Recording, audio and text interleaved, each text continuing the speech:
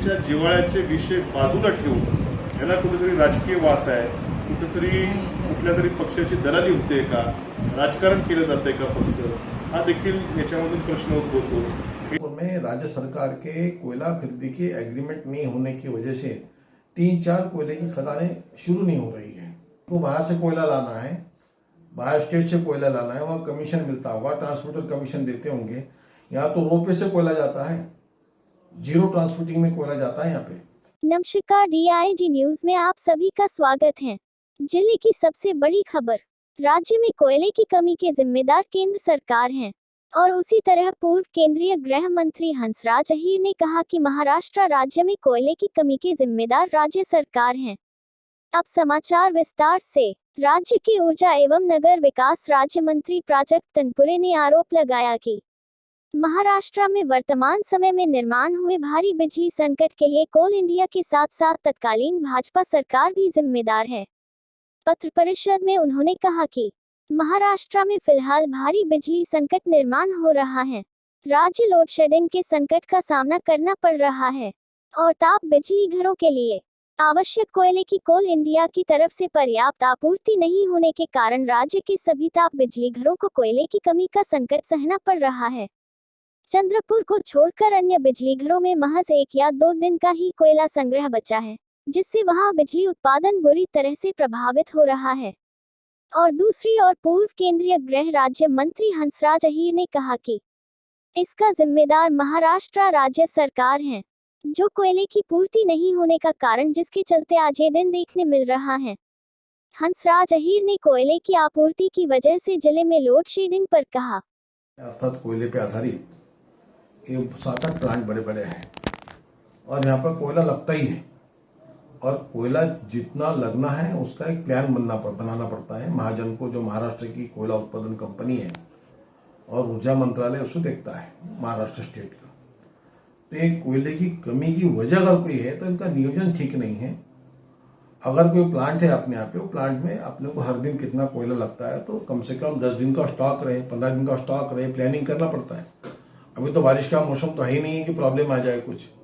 इसके बावजूद भी राज्य सरकार के ऊर्जा मंत्रालय ने राज्य सरकार का महाजन को, जो बिजली निर्माण करने वाला जो कंपनी है, इन दोनों की गलती है। इसमें देश में कोयले का उत्पादन ठीक होता है और विशेष करके प्रधानमंत्री जी और कोयला मंत्रालय से जो निर्देश है कि सबसे टॉप प्रायोरिटी अगर किसी को मिलती है तो कोयले से बने वाली बिजली के प्लांट को मिलती है, थर्मल पावर को मिलती है। ये सब प्लानिंग और सब नीति होने के बावजूद भी राज्य सरकार कोयला खरीदती नहीं है।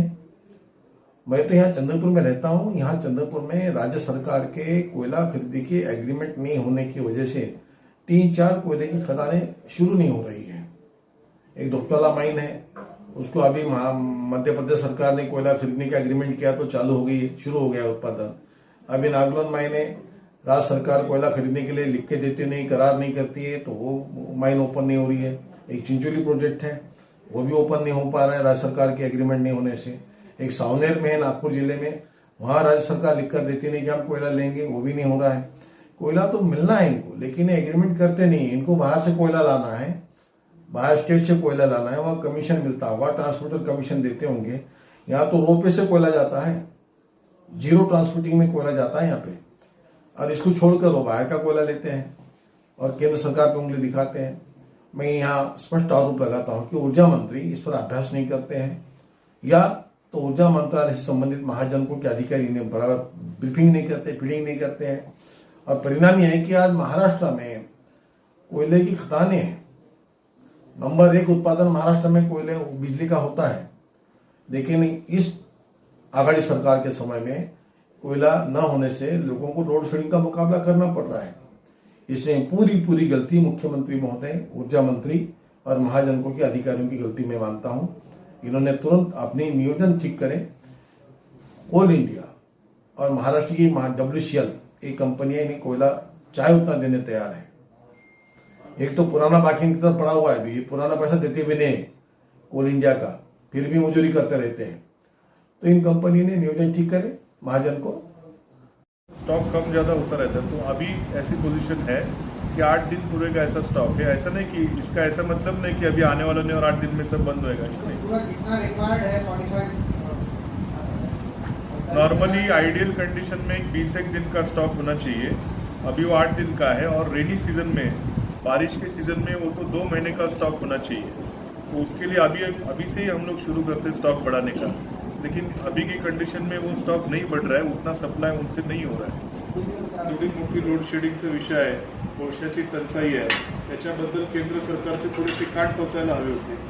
पेट्रोलचे डिझेलचे दर 100च्या पुढे गेलेले आहेत, महागाईने देखील जनता त्रस्त आहे, त्याच्याबद्दल केंद्राचे थोडेसे कान टोचायला हवे होते।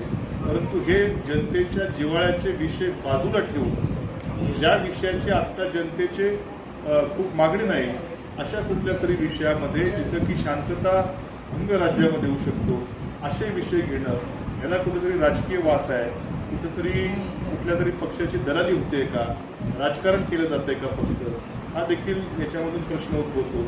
हे जे जनतेचे मोठे मोठे जिव्हाळ्याचे विषय आहेत ते जर बाजूला द्यायचे सोडून आणि जे विचारलंच नाही अशा प्रश्नाला कुठेतरी हात धरून कायदा सुव्यवस्था धोक्यात आणायची हे काय बरोबर नाही।